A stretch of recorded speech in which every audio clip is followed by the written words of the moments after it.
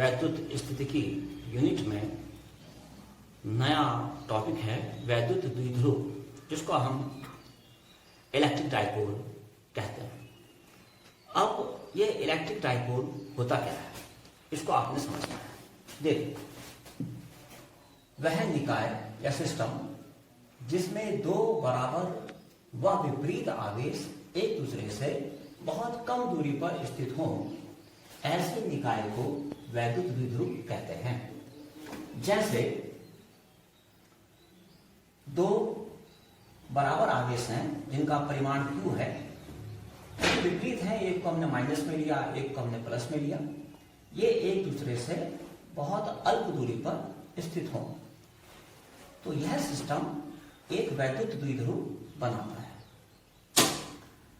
इनके बीच की जो दूरी होती है, इसको कहने को तो आप कुछ भी कह सकते हैं, x, d, r वगैरह कुछ भी आप यूज कर सकते हैं, लेकिन आप आगे देखेंगे कि इस चैप्टर में जो डेरिवेशंस हैं, उनमें इसके बीच की दूरी 12 ली जाएगी। ये 12 दूरी लेना एक तो परंपरा के तहत है, और दूसरा ये हमारी गणनाओं को, हमारी कैलकुलेशंस को इजी बना देता है। अब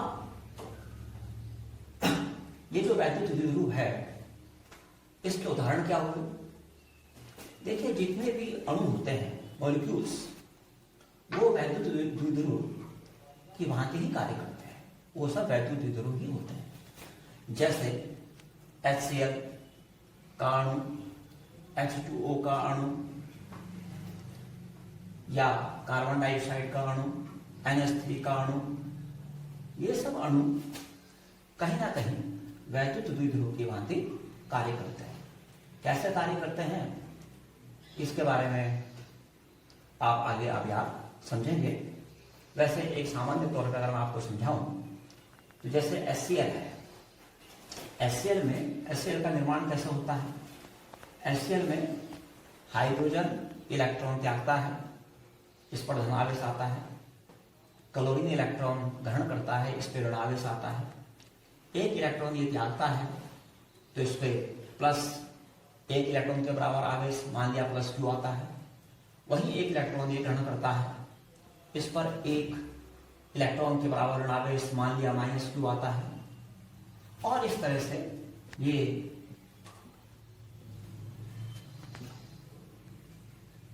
बन जाते हैं, इस पे H और इस पे माइनस आवेश आ जाता है। एक दूसरे से बहुत ही कम दूरी पर होते हैं, अल्प दूरी पर होते हैं। अब ये एक दूसरे को क्या करते हैं? आकर्षित करते हैं, क्योंकि दोनों पर विपरीत आवेश आ चुका है, एक दूसरे के और करीब आते हैं, और इस तरह से इनकी एक आकृति प्राप्त होती है। अब इनके परमाणुओं के केंद्र को मान लीजिए आप, इनके बीच की दूरी कितनी सूक्ष्म होगी आप जानते ही हैं, बहुत ही सूक्ष्म होगी ये दूरी। तो इस तरह से आपने समझा कि इस पर प्लस Q आवेश आ गया, एक इलेक्ट्रॉन के बराबर धन आवेश अगर ये H है, इस पर माइनस आवेश आ गया, एक इलेक्ट्रॉन के बराबर ऋण आवेश अगर ये Cl है, और इनके बीच की दूरी, इनके परमाणुओं के केंद्रों के बीच की दूरी जो कि बहुत अल्प होगी। वैसे कितनी अल्प होती है आप समझ लीजिए, 10⁻⁻15 मीटर से अधिक होनी चाहिए, उससे अल्प नहीं होनी चाहिए, नहीं तो उसमें प्रबल वैद्युत नाभिकीय बल लग जाता है उससे कम दूरियों में, तो ये उससे अधिक दूरियां होती है। अब वैद्युत द्विध्रुव का एक और प्रमुख गुण है वैद्युत द्विध्रुव आघूर्ण। अब ये वैद्युत द्विध्रुव आघूर्ण क्या हुआ? इस वैद्युत द्विध्रुव के, ये वैद्युत द्विध्रुव है, इसके किसी एक आवेश का परिमाण, भाई दोनों आवेश सेम है, परिमाण तो दोनों का ही Q होगा, तो इनके किसी एक आवेश के परिमाण और इनके बीच की दूरी के गुणनफल को वैद्युत द्विध्रुव आघूर्ण कहते हैं, और इसे P से प्रदर्शित करते हैं। चूंकि एक सदिश राशि होती है, इसलिए इसके ऊपर एरो आपको लगाना चाहिए। अर्थात आप ये समझे कि जो ये P होता है, अगर हम केवल परिमाण लें, चिन्ह ना लें, तो इसका परिमाण होता है दोनों आवेशों में से किसी एक आवेश का परिमाण और उनके बीच की दूरी P is equal to Q into 12, ये इसका परिमाण होता है।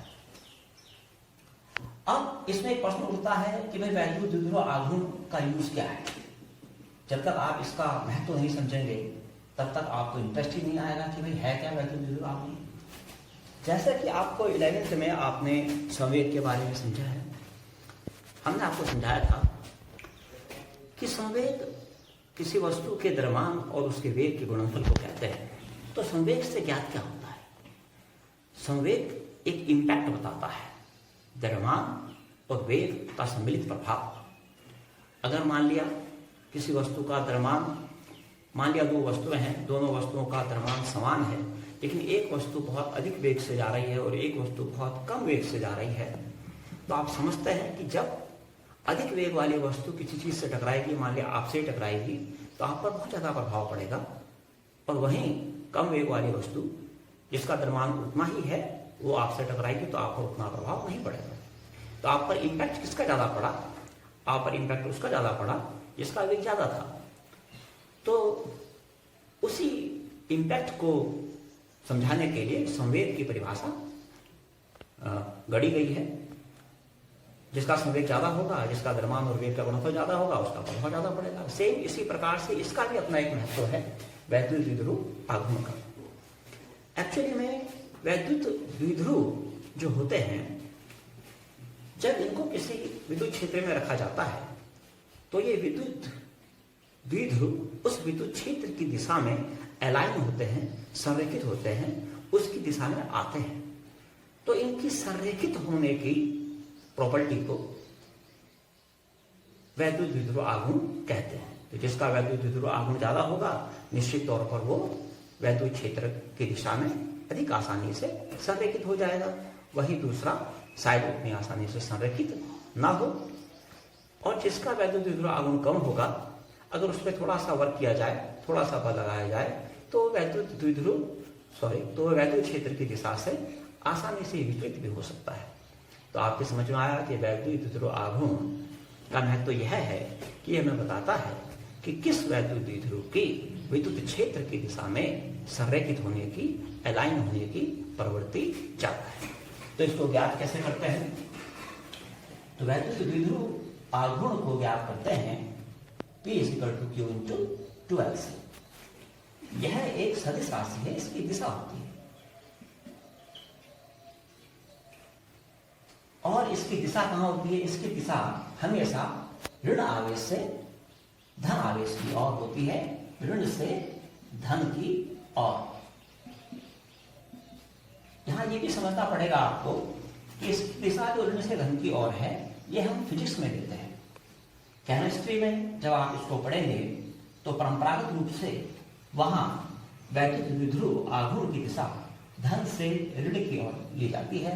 तो इसमें आप किसी प्रकार से शंका न रखें। आप इस समय फिजिक्स पढ़ रहे हैं तो फिजिक्स में वैद्युत द्विध्रुव आघूर्ण की दिशा ऋण से धन की ओर ली जाती है। वैसे तो इस तथ्य को और भी गहराई से समझाया जा सकता है, लेकिन फिलहाल आपके लिए इतना समझना पर्याप्त है। अब सूत्र की को एक बार और दोबारा से देखते हैं। तो सूत्र आपने पढ़ा P = Q × 12। क्योंकि एक सदिश राशि है तो इसको सदिश रूप में भी हम इसको निरूपित कर सकते हैं। सदिश रूप में इसको निरूपित करने के लिए हम इसको लिख सकते हैं P = Q × 12 और इंटू एकांक सदिश। एकांक सदिश दिशा बताता है। ये आपने पढ़ा है आपने पहले ही कि एक्स अक्ष की दिशा में प्रकट एक्स अक्ष की दिशा को प्रदर्शित करने के लिए हम एकांक सदिश I यूज करते हैं। वाई एक्स की दिशा को प्रकट करने के लिए हम एकांक सदिश, अगर हम वाई अगर हम इस दिशा में लें और ये जेड ले लें, तो यहाँ इसके लिए हम जे एकांक सदिश जे का यूज करते हैं और जेड के लिए हम एकांक सदिश के का यूज करते हैं। ये आपको पता है। तो इस तरह से ये आपकी समझ में आ गया। इसके उदाहरणों को, वैद्युत द्विध्रुव के उदाहरणों को और गहराई से समझाने के लिए सर्वप्रथम आपको ध्रुवीय अणु और अध्रुवीय अणुओं के बारे में समझना पड़ेगा। ये बहुत जरूरी कंसेप्ट है, तभी आप इनके उदाहरणों को कि HCl किस तरह से वैद्युत द्विध्रुव है, H2O किस तरह से है और CO2 किस तरह से वैद्युत द्विध्रुव की भांति कार्य करता है। इस कंसेप्ट को समझने के लिए ध्रुवीय अणु और अध्रुवीय अणुओं का समझना भी आवश्यक है, क्योंकि इस पे न्यूमेरिकल्स भी आते हैं और अच्छे न्यूमेरिकल माने जाते हैं। तो समझिए आप। अब सबसे पहले समझना पड़ेगा कि भाई अणु जो है वो दो प्रकार के होते हैं। जैसे सारे अणु हैं, एक होता है ध्रुवीय अणु और एक होता है अध्रुवीय अणु। ध्रुवीय अणु कौन होते हैं? जैसा लिखा हुआ है, कुछ पदार्थ के अणुओं में धन और ऋण आवेशों के प्रभावी केंद्र एक दूसरे से निश्चित दूरी पर होते हैं। ये अणु विद्युत द्विध्रुव की भांति कार्य करते हैं, जैसे H2O, HCl आदि। तो इसको हम कैसे समझ सकते हैं? जैसे ध्रुवीय अणुओं में क्या होता है, धन आवेशों के केंद्र, जैसे ये H है और ये Cl, ये धन आवेश, ये Cl। धन आवेशों का केंद्र और ऋण आवेशों के केंद्र एक दूसरे से निश्चित दूरी पर रहते हैं, पहले ही रहते हैं। हम थोड़ा इसको इस तरीके से हमने बना लिया है। ये अब इसमें क्या होता है, जैसे ही इस ध्रुवीय अणु को हम किसी बाह्य विद्युत क्षेत्र में रखते हैं, तो बाह्य विद्युत क्षेत्र में रखने पर होता क्या है, इन सब में एक वैद्युत द्विध्रुव आघूर्ण उत्पन्न होता है और फिर बल आघूर्ण लगने की वजह से ये सभी वैद्युत क्षेत्र की दिशा में संरेखित हो जाते हैं। इस तरीके से इनका संरेखण हो जाता है। मान लिया ये विद्युत क्षेत्र की दिशा है, तो ये सब इस तरीके से संरेखित हो जाते हैं। धन आवेश विद्युत क्षेत्र की दिशा में चला जाता है और ऋण आवेश विपरीत दिशा में रहता है। अब हम इस कंसेप्ट को HCl के रूप में समझेंगे। जैसे HCl लेते हैं, एक हाइड्रोजन का एक परमाणु है और क्लोरीन का एक परमाणु है, एक दूसरे से कम दूरी पर हैं, निकटतम दूरी पर हैं, एक दूसरे के संपर्क में आए, इस पर धन आवेश आ गया और क्लोरीन पर ऋण आवेश आ गया। इन दोनों ने एक दूसरे को आकर्षित किया और आकर्षित करने के बाद, क्योंकि इनमें विपरीत आवेश आ चुका है, आकर्षित करने के बाद ये एक दूसरे के और करीब आ गए। और करीब कब तक आएंगे भाई? एक सीमा होती है, एक दूसरे के परमाणु के अंदर घुस तो नहीं जाएंगे। इस तरह से करीब आ गए। अब यहां पर इस पर धन आवेश है, क्योंकि इसने एक इलेक्ट्रॉन दिया है, इस पर ऋण आवेश है, इसने एक इलेक्ट्रॉन लिया है, दोनों पे बराबर आवेश है और दोनों के केंद्रों के बीच में एक कुछ ना कुछ दूरी है। इस दूरी को हम 2L मान सकते हैं, इसे +2 मान सकते हैं, इसको -2 मान सकते हैं। तो आपने देखा ये एक वैद्युत द्विध्रुव की भांति काम कर रहा है। यही वैद्युत द्विध्रुव ये है। फिर आप जब तक वैद्युत क्षेत्र में नहीं है तब तक ये अनियमित रूप से इधर उधर बिखरे हुए हैं, लेकिन जैसे ही विद्युत क्षेत्र की दिशा में रखते हैं तो उससे क्या होता है, इनका जो धन आवेशों का केंद्र है ये वैद्युत क्षेत्र की दिशा में और ऋण आवेश का केंद्र वैद्युत क्षेत्र की विपरीत दिशा में संरेखित होता है और इस प्रकार से ये एक संरेखण प्राप्त कर लेते हैं। ये इस तरह से वैद्युत क्षेत्र की दिशा में संरेखित हो जाते हैं, एक ही दिशा में आ जाते हैं। ये आपने समझ लिया। अब दूसरा होता है अध्रुवीय अणु। अध्रुवीय अणु हाँ सेम ऐसा ही H2O के साथ है। इसको H2O को समझाता हूं मैं आपको कि H2O में क्या होता है। H2O में क्या है, मैं आपको H2O के बारे में समझाना चाहता हूं। जैसे H2O है, इसमें आप ये एक ऑक्सीजन का आप परमाणु मान लीजिए और यहां पर आप हाइड्रोजन के परमाणु आप मान लीजिए। हाइड्रोजन में आपको पता है धन आवेश आएगा और ऑक्सीजन में 2 का ऋण आवेश आएगा। अपने समझने के लिए आप इसको +Q और +Q मान लीजिए और इसको आप -2q मान लीजिए। अब जब ये ऑक्सीजन और हाइड्रोजन एक दूसरे के संपर्क हैं, थोड़ा इसको और नीचे करना होगा, तो अब आप इसको ऐसे, तो ये वैद्युत द्विध्रुव की भांति कैसे काम करते हैं इसको समझना है। इसके लिए आपको इसका जो -2q आवेश है इसको डिवाइड करना पड़ेगा -q और -q। अब होता क्या है, अब आप देख रहे हैं कि ये -q आवेश इस +q आवेश के साथ एक वैद्युत द्विध्रुव बना लेगा और ये -q इस +q के साथ एक वैद्युत द्विध्रुव बना लेगा।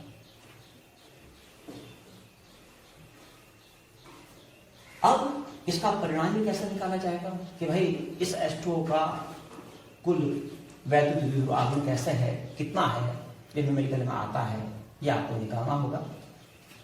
तो उसका भी निकालने का बहुत आसान तरीका है, क्योंकि इसने एक वैद्युत द्विध्रुव बना लिया है, इनके बीच की दूरी भी है, इनके बीच की दूरी भी है, तो इसका एक वैद्युत द्विध्रुव आघूर्ण निकाल सकते हैं आप। P1 = मान लिया ये P1 है, तो P1 = Q × 2L करके इसका वैद्युत द्विध्रुव आघूर्ण निकाल लिया, और इसका भी वैद्युत द्विध्रुव आघूर्ण आप सेम इसी प्रकार से निकाल सकते हैं। इसको P1 का नाम दे दिया, इसको P2 का नाम दे दिया। अब इन दोनों का क्योंकि सदिश राशियां हैं, वैद्युत द्विध्रुव आघूर्ण एक सदिश राशि में आपको समझा चुका हूं। इसकी दिशा माइनस से प्लस की ओर होती, तो इसकी दिशा ये हो गई, इसकी दिशा ये हो गई। तो इनका जो परिणामी होगा वो आप समांतर चतुर्भुज के नियम से, जो आपने क्या में समझा है सदिशों के समांतर चतुर्भुज के नियम से, उससे क्या कर सकते हैं, वो इनकी सहायता से हमको एक क्या बनाना पड़ेगा, एक हमको समांतर चतुर्भुज बनाना पड़ेगा, और उसका जो विकर्ण होगा वो विकर्ण इसके परिणामी वैद्युत द्विध्रुव आघूर्ण के मान को बताएगा। इसको हम आसानी से याद कर सकते हैं, न्यूमेरिकल में हम उसको समझेंगे। अब जैसे अध्रुवीय अणु है, अध्रुवीय अणुओं में धनावेशों का केंद्र और ऋणावेशों का केंद्र परस्पर संपाती होता है। कैसे होता है संपाती, इसको चित्र के माध्यम से तो ऐसा समझाया जाता है, ऐसे बनाया जाता है कि जिसमें धनावेशों का केंद्र और ऋणावेशों का केंद्र दिखाया जाता है। तो इस वजह से जब धनावेशों का केंद्र और ऋणावेशों का केंद्र परस्पर संपाती होता है तो उनके बीच कोई दूरी नहीं होती, दूरी शून्य होती है, तो इसका वैद्युत द्विध्रुव आघूर्ण शून्य होता है। लेकिन जब इस अध्रुवीय अणु को भी, जैसे CO2 का अणु, इसको हम किसी वैद्युत क्षेत्र में रखते हैं, तो वैद्युत क्षेत्र में रखने पर इसका धनावेशों का केंद्र और ऋणावेशों के केंद्र में विस्थापन आता है। जो धनावेशों का केंद्र है वो वैद्युत क्षेत्र की दिशा में थोड़ा आगे चला जाता है, और ऋणावेशों का केंद्र उसके विपरीत दिशा में विस्थापित होता है। और फिर आप देखिए, ऐसा करते ही, वैद्युत क्षेत्र में रखते ही, इनमें भी एक दूरी बन जाती है +q और -q के बीच में, और फिर क्या होता है, इनका भी वैद्युत द्विध्रुव आघूर्ण उत्पन्न हो जाता है इसमें। इसको आप कैसे समझ सकते हैं, CO2 का उदाहरण देख करके इसको यहां समझाता हूं। CO2 में क्या होता है, देखिए, इसी का परमाणु है और ये ऑक्सीजन के परमाणु है, ये ऑक्सीजन। अब मैं आपको इसका पूरा बॉन्ड फॉर्मेशन तो नहीं बता रहा हूं कि किस तरह से इनके बीच में बंध बनते हैं, वो हमारा काम नहीं है। परंतु CO2 में दो द्विध्रुव बन जाते हैं। एक आप देख रहे हैं, एक द्विध्रुव ऑक्सीजन, और अगर हम C के आवेश को दो भागों में बांटे तो C के आवेश और ऑक्सीजन के आवेश के बीच में इस तरफ, और एक C के आवेश और ऑक्सीजन के आवेश के बीच में इस तरफ ये बनता है। अब आप ये सोच रहे होंगे कि यहां तो हमने इसके अणु को इस तरह से प्रदर्शित किया है, यहाँ पे अलग अलग हो गए, ऐसा कैसे? इसको आप इस तरह से समझ सकते हैं, जैसे C का जो टोटल धनावेश, जो नेट धनावेश है, उसका केंद्र तो यही कहीं होगा। ऑक्सीजन में एक ऋणावेश यहाँ है, एक ऋणावेश यहाँ है।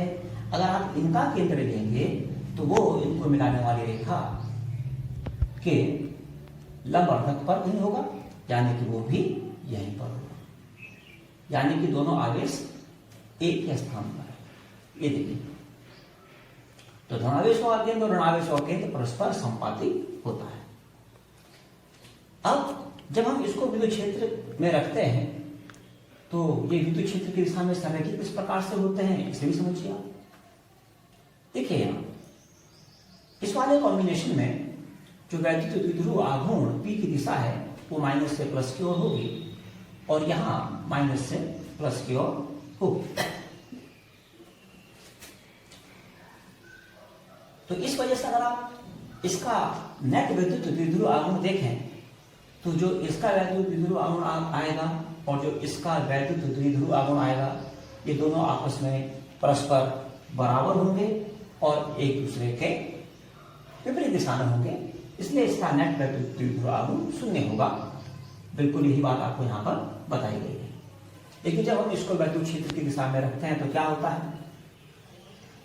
वैद्युत क्षेत्र की दिशा में रखने पर होता यह है कि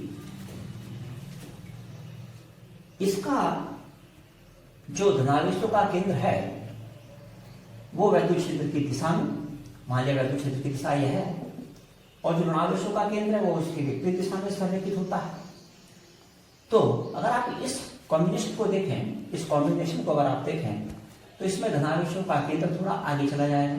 मान लिया यहाँ आ गया, यहाँ के स्थान पर यहाँ आ गया, और ऋणावेशों का केंद्र थोड़ा इधर आ जाएगा। यहां पर भी धनावेश का केंद्र थोड़ा, और ये तो टोटल यही हो गया, इसके धनावेश का केंद्र पूरा यहां आ चुका है, लेकिन इसके ऋणावेशों का केंद्र थोड़ा वैद्युत क्षेत्र की विपरीत दिशा में इधर संरेखित हो जाएगा। अब आप देखेंगे कि अब धनावेशों का केंद्र यह है और ऋणावेशों के केंद्र अलग अलग हो चुके हैं। यह डिस्टेंस कम है, ये डिस्टेंस ज्यादा है, यहां से यहां तक का डिस्टेंस और यहां से यहां तक का डिस्टेंस। अब अगर हम इसका वैद्युत द्विध्रुव आघूर्ण निकालते हैं और इसका निकालते हैं तो 2n अलग अलग होने की वजह से अब नेट वैद्युत द्विध्रुव आघूर्ण शून्य नहीं होगा, अर्थात ये इजीली इस स्थिति को प्राप्त करके वैद्युत क्षेत्र की दिशा में संरेखित हो जाता है। अब हमें वैद्युत द्विध्रुव आघूर्ण की सहायता से अन्य डेरिवेशंस हल करने हैं। अब इसको नेक्स्ट वीडियो में पाएंगे।